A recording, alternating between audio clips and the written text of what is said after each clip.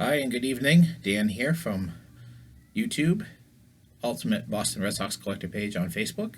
Just coming with another video today. I actually tried to post a video last night and it was telling me, it gave me an error message when I went to post it that it was too long. It was roughly 11 and a half to 12 minutes. I've posted a couple other ones that are close to that, so I don't know what happened, but it's kind of bummed because I didn't realize it until after it completely uploaded and gave me that error message. So I'm going to go over my last couple of mail days. Got some really cool stuff in the mail, not just cards. Got a couple of autographed baseballs.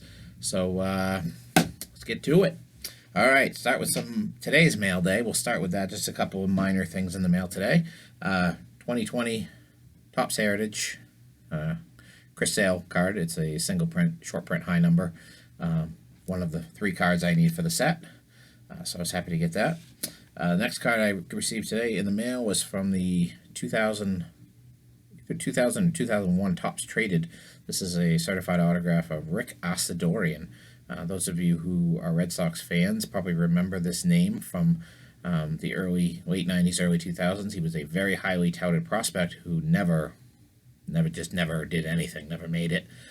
He was featured in the Topps Tech set from 2000 with his own subset of 33 cards. I actually need just 1 card to finish that set. Obviously, I can get them a lot cheaper now. But this is it's a nice card and a nice autograph, and it will go in the certified autograph binder with the rest of the prospects and guys who just didn't quite make it with the Red Sox. So I've got about 100 plus cards in that binder now. He'll be added to that. Unfortunately for him, he's not going in the display case. So a couple other newer cards that I picked up yesterday.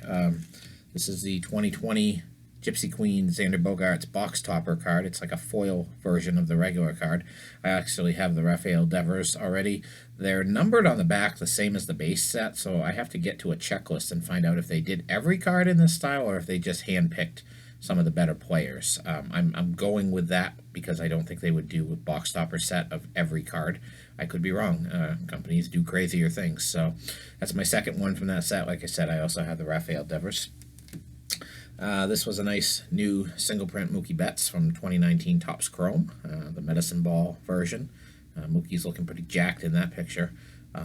Very cool card. Love the short prints from Topps. They always have really cool photography on this one, and this is the Chrome version.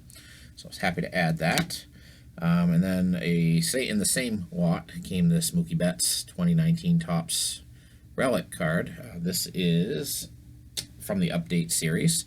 I like the photography on the Relic cards in the Update series. They had some really nice action shots of a lot of players. Usually they're kind of boring, the photography on those cards, but that's a jersey card, not numbered, but another one for the collection.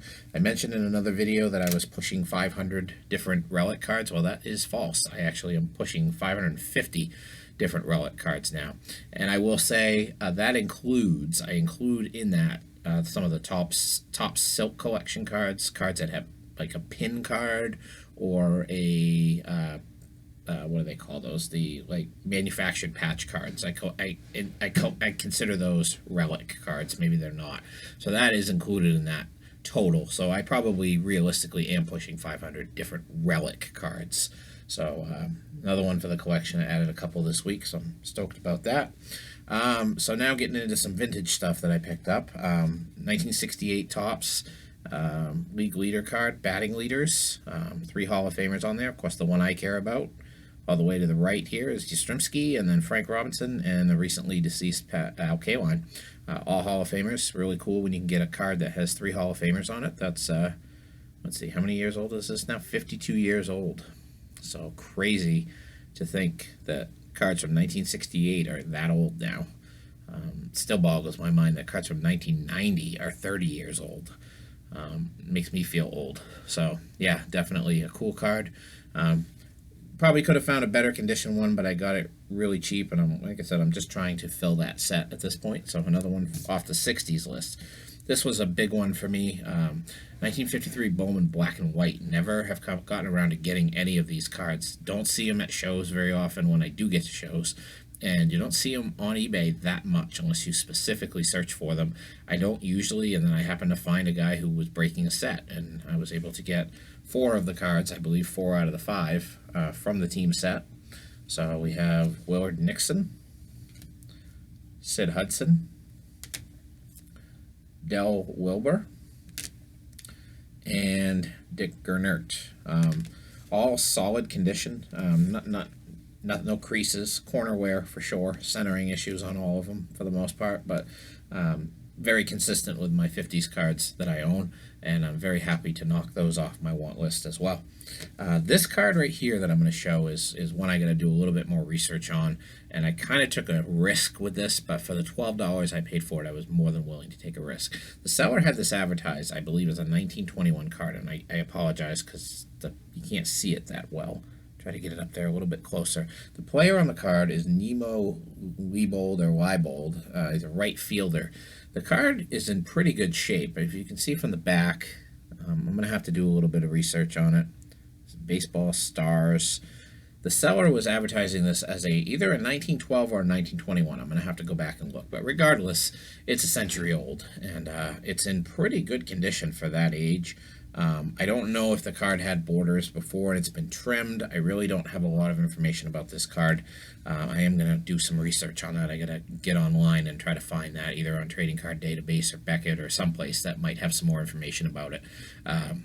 Cardboard Connection, I don't know if they really go back that far on vintage, so definitely interested. For $12, it was worth it. The guy had 4 different cards from the same set, and the other cards, one of them went for less than 12, and I kicked myself because I didn't really actively chase that one. And then the other ones, one of them went for 40 or 50, and the other one was in the 20 range. I would have loved to have gotten all 4 of them because I don't know how many cards are in that set. It could have been the whole team set for all I know. So I'm going to do some more research on that and get some more information. So that was basically it for cards that I received, but I also did pick up 3 new autographed baseballs for the collection, which will now put me somewhere in the 170 to 175 range on autographed single-sign baseballs. I have 3 or 4 team-signed balls as well. These are guys that played for the Red Sox in the early 90s. None of them are stars. None of them were stars, which actually makes it harder to find these guys nowadays. It's harder to find these guys that played in the 80s and 90s because they didn't sign as much stuff because they weren't simply in demand as much.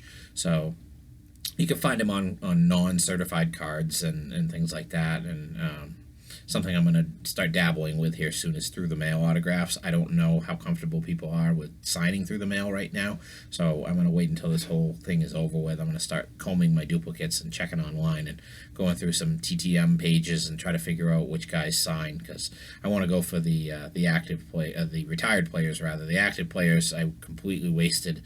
I sent out 15 to 20 requests to the current Red Sox players in spring training last year. Sent them to Fenway, and I haven't gotten one of those back yet. I was a little disappointed in that. In the past, I had gotten nice typed up letters that were personalized with a nice facsimile signed postcard. At least I think they're facsimile signed. I got about 12 or 13 responses, and some of them it took a couple years to get them back, but this was back in 2011, I think I did this, and I haven't gotten anything back, and at this point I don't expect anything back. A lot of the guys I sent to aren't even on the team anymore. They've moved so many players. I know I sent to Mookie Betts. I know I sent to David Price. I know I sent to Brock Holt. Those guys are all gone, so more than likely that fan mail is getting tossed. Maybe they take it with them. I don't know, but I'm not keeping my fingers crossed. I sent to a lot of different players. I'd love to get anybody back. I don't care if it's a superstar. It could be, Matt Barnes. It could be Brandon Workman. Could be any of those guys. Christian Vasquez, Sandy Leone. I don't care. I like to get any autographs I can.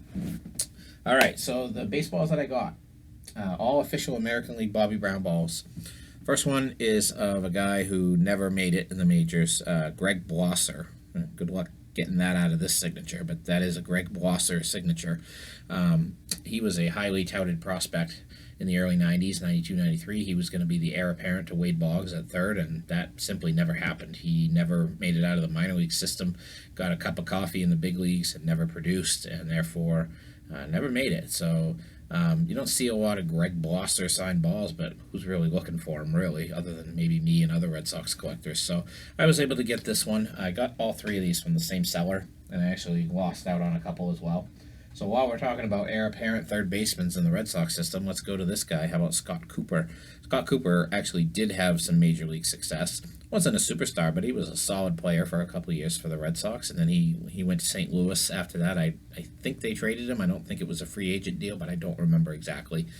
Sorry, this one's a little bit more legible. You can't tell from my picture. Sorry again about the computer and the camera. But Scott Cooper had a somewhat productive career with the Red Sox, and he played for a couple years with them.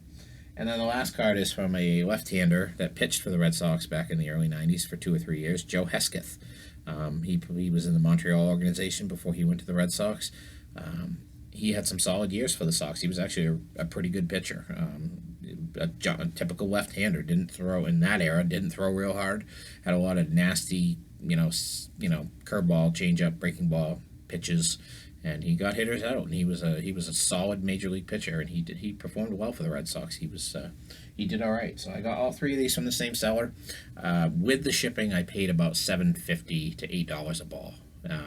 You can't even buy the official baseballs now for less than $15 to $20 a ball. So that's kind of the benchmark. And then some people say, well, it's more valuable without those signatures on it. Those guys are nobodies, but they're in my autographed baseball collection. You can kind of see over my left shoulder the stack of balls that I have on top of that glass case. Well, that glass case is full, and I have another glass case in the other room that has 80 balls in it as well. So I believe I'm somewhere between 170 and 175 now for different single sign balls. So at some point I'll pull out some of them and show some of them off. In the process of getting them all labeled, make sure I know who they are. 'Cause some of them are pretty obvious, and some of them you squiggly lines on the ball. It's like, all right, who's this? I got to go back into my eBay history years back to figure out who they are. So I was very happy. It's been a good mail week. Picked up some nice things. I did get a few more things on my want list this week. You can find the link to that on my Facebook page. And I'm really hoping I can get some more people to subscribe to my page. I've only got 4 so far, and I appreciate the 4 that have. My Ultimate Red Sox page, I have about 421 likes, and I'm going to start, maybe sending some messages to those people. Try to check out my videos and come on YouTube and look at it and subscribe to my pages. I'm really hoping to build up a bigger audience, and I enjoy doing it. I could sit here and talk about baseball all night, and I hope you guys are enjoying it, the people that are watching it. I definitely enjoy doing it, and I love sharing my knowledge. I love sharing my collection. I'm going to upgrade this computer at some point so I can get less fuzzy photographs, and hopefully the audio is okay. I've listened to them, a few of them, and it seems like it's okay, other than my whiny voice. But so again, thank you for all of you who are supporting me and watching these videos. And if there's anything in particular you guys want to see, post a comment down below, and share it with your friends and your collecting friends. And like I said, feel free to subscribe. I appreciate the support, and hoping to broaden this channel a little bit more in the future, and continue to just talk about Red Sox and talk about baseball and talk about collecting in general. So that's all I have for today and tonight. Hopefully they don't shrink my video down tonight, and hopefully everybody is out there staying safe. Have a great night, everybody, and have a great weekend.